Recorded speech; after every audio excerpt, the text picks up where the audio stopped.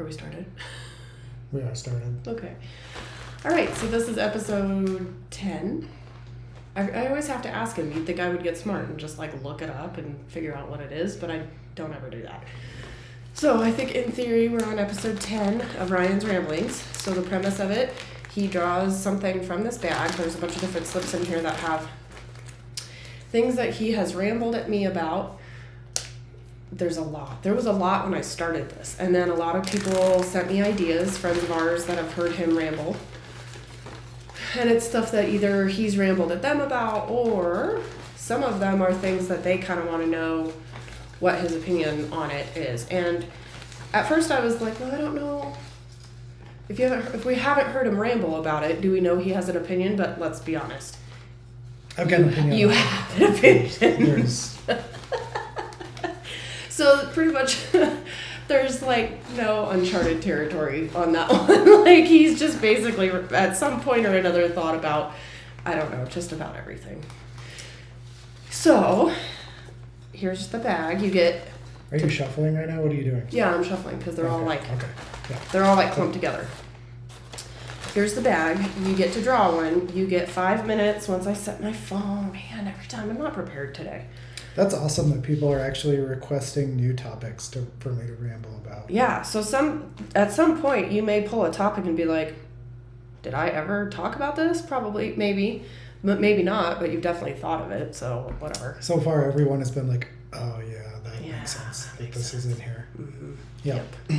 But, so you'll get 5 minutes to ramble about whatever is on this, and then with that being said, if anyone has any kind of ideas on what he should ramble about, you can message me. Don't message him, obviously, but message me. I'm not allowed to know what's in that bag until I draw it out of there. No, but if you know him and you need to be able to contact me, you can ask him how to contact me. You know what I mean. Anyway, okay, ready?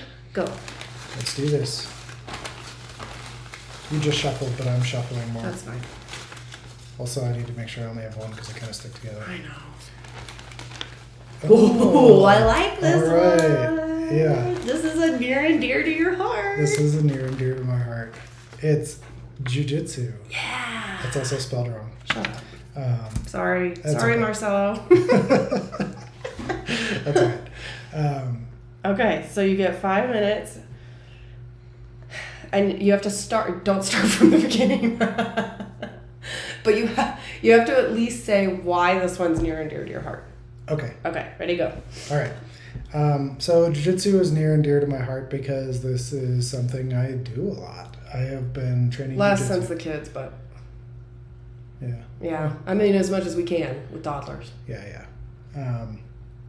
True. But that being said, Jiu-Jitsu is something that I have been training for 6 years now. Oh. I'm currently a blue belt in Jiu-Jitsu, which is rank 2 out of 5. There's only 5 belts in Jiu-Jitsu, but you progress through them when you're ready. So I guess, what is Jiu-Jitsu? Jiu-Jitsu is a grappling martial art. We're going to start at the beginning. Please don't. Jiu-Jitsu is a grappling martial art. Probably a lot of my friends are from Jiu-Jitsu, Mm-hmm. so everyone seeing this is going to be like, shut up and talk about Jiu-Jitsu because we all know what it is.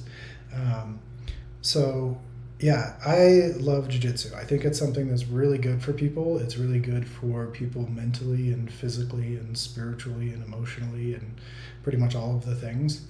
I think to some degree that's true of martial arts in general, and Jiu-Jitsu is, just a martial art that I think is really, really good at all of those things. So, when training Jiu-Jitsu, you are often faced with challenging yourself in ways you didn't expect. Like kind of everyone's first intro to Jiu-Jitsu is to some degree to kind of panic. Like you're going to be put in some situation and just like controlled by people who know what they're doing, and they're going to be squishing you and you can't breathe, and it's very difficult. And getting through those challenges will help you in a number of ways, even just outside of Jiu-Jitsu. So the things that happen in your everyday life, like when you're stressed about work or kids or whatever, all become easier because of this kind of training yourself to deal with stressful situations. It happens on a regular basis when you're training in martial art. It is something that falls into a category of things I love because there's no end goal. So things that have a sort of beginning and an end are a lot less interesting to me. Like you can play tic-tac-toe and you get really good at tic-tac-toe, and then you kind of like figure out there's only so good you can get at tic-tac-toe by the time you're like 10 or whatever. Everybody has mastered the game, and there's no like, if you play tic-tac-toe as an adult, like nobody's going to win. Every game is going to be a tie. Yeah. Jiu-Jitsu is not like that. You can train Jiu-Jitsu for the entire rest of your life, and you will never be good enough at Jiu-Jitsu. There's continuous growth. Yeah. And there's always someone better than you. Right.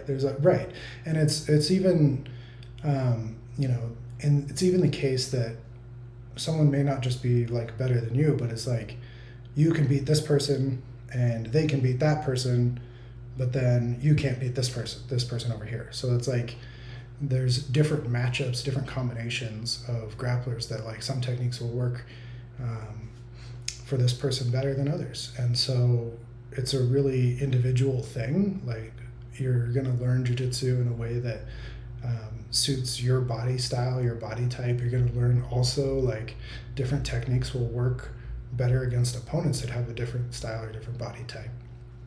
So there's really no like end goal in mind. It's something that for me is like I expect to train jiu-jitsu until I'm physically incapable of continuing to train jiu-jitsu, which hopefully is a very long time off.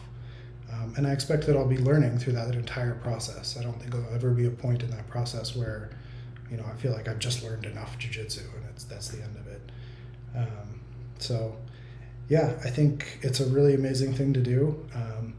I should have gone to train jiu-jitsu this morning, actually, and I didn't because I ended up late with kids, and I'm training jiu-jitsu very early in the morning right now. But some of the best friends I've ever made are from jiu-jitsu. So if any of my jiu-jitsu friends are watching this, shout out to you.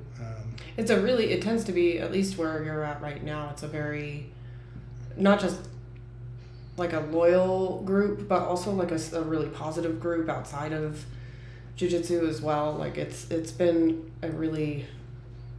it's a good group of people in general that you meet through that kind of situation too. So even if you don't have necessarily like exactly the same interests besides jiu-jitsu, you actually can relate to each other on a lot of different levels. Yeah, definitely. There's the timer. Dang it. Well, such is life. So on an off note on that one, you compete, right? I do compete. You do compete. Uh-huh. Are you planning on competing this year? Yep. Okay. Yep. All right. Yep. So that might be fun too, something that we could share when you do compete. It'd be terrifying for you. Lots of people showing up and... It won't be terrifying. It'll be all right. It'll be terrifying.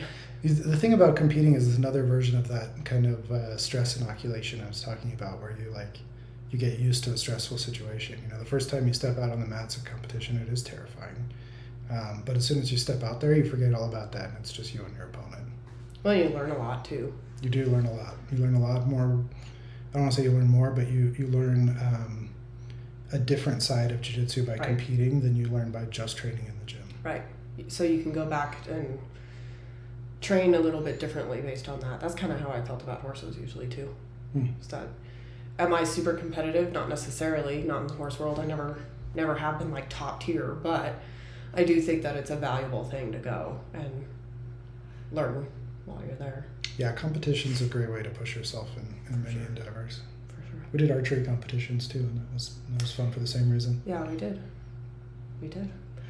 And you did firearms competitions too. Mm-hmm. So, all right. Well, that's jiu-jitsu. And he didn't start at the total beginning. I didn't, but I wanted to. I know you did. That's why I fought. I was like, don't do it. Yeah. Don't do it. Because he could literally start at the beginning of like the origination of jiu-jitsu. It's actually a really cool story. Okay. People can find out. Okay. Someday. You're going to have to look up the story. It's a pretty cool story. Or he'll do a podcast and that one will come up and we'll start at the beginning. of time, it'll be fine. Anyway, so wherever you see this, like, follow, share, tell your friends about it, post comments, questions, feedback, whatever. And until next time, I guess. All right. Until this weekend. I knew that one was going to be in that bag. Yeah, of course it was. Because you, oh my God, he talks about jiu-jitsu all the time. All the time. I'm not even one of your jiu-jitsu friends. Because I don't do it. It's like my favorite thing, though. If I could just spend all my time doing jiu-jitsu, I'd be happy. Well, yeah. Life, man. Yeah. All right, onwards and upwards. Bye, everyone. Bye.